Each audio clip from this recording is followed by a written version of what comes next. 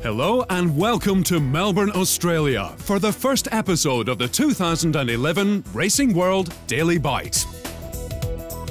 Just like last year, your daily 5-minute taste of the 2011 Victorian Spring Racing Carnival will bring our international audience all the news and excitement of one of the world's great horse racing carnivals.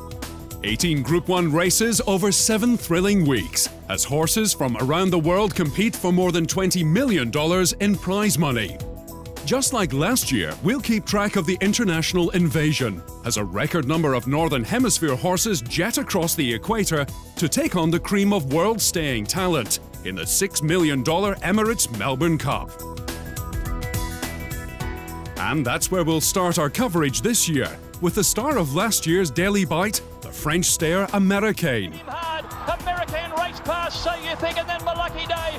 American for France, coming right away, American. American is coming away. American Trevian. Already settling into his familiar surrounds at the International Quarantine Centre at Werribee, on the outskirts of Melbourne. The strapping galloper is once again being looked after by Steph Nagy, the travelling foreman for Alain de Roya-Dupré, and she couldn't be happier with the way he travelled. He travelled very well and we are very happy with him. Yeah, same like last year, he not lose weight in the plane. So he looks very happy and he eats well and he feels good. More than 10 internationals have already arrived, including 4 from the Luca Comani stable. 3, Bauer, Drunken Sailor and Manigar were in Melbourne last year, while Sahara Sun is a first-time visitor. We'll bring you more on the internationals in the coming days and weeks. But in other news so far this spring, world champion sprinter Black Caviar is back in work and jumped out in a trial at Caulfield earlier this week. The unbeaten #1 ranked horse in the world has impressed trainer Peter Moody and is set to make it 14 out of 14 in the Schillaci Stakes at Caulfield on Saturday, October the 8th.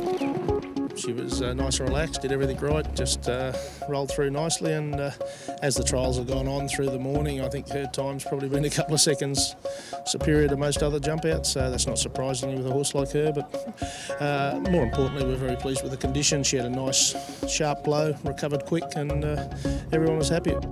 For now though, the immediate interest is Sunday's $500,000 Turnbull Stakes at Flemington. And at the stables of trainer Mark Kavanagh, the favourite for the $2.5 million BMW Caulfield Cup, December Draw, is ready for his biggest test. He likes 2,000 metres and he likes Flemington. I mean, let's face it, the only time he's been beaten in Australia is at Moonee Valley, so, you know, he's certainly got a pretty good record. December Draw, the first Northern Hemisphere horse Kavanagh has ever prepared, has won 4 of his 5 Australian starts since arriving from the stables of William Knight in England. This is the first one I've really had from overseas, and, you know, look, he's not much different. I mean, you've got to train them to suit what they need, and certainly he needs lots of different treatments. He's an individual within himself. He's a little bit cranky, but certainly he seems to be thriving on what we're doing. But he still has a long way to go to match some of Kavanagh's great horses of recent years, like 2008 Cox Plate winner Maldivian and 2009 Melbourne Cup winner Shocking. December Draw is not the best looker around, but it seems he has some dress sense as he attempts to rid Kavanagh of his wet weather jacket. The irony is that while December Draw was unzipping, the horse he is trying to emulate is zipping, last year's winner of the Turnbull. Kavanagh said December Draw would use the Turnbull as a lead-in to the $2.5 million Caulfield Cup. 6 of the 11 Caulfield Cup winners this century have come through the Turnbull. We'll send him around Sunday if he does all right, and we'll head towards the Caulfield Cup, most certainly.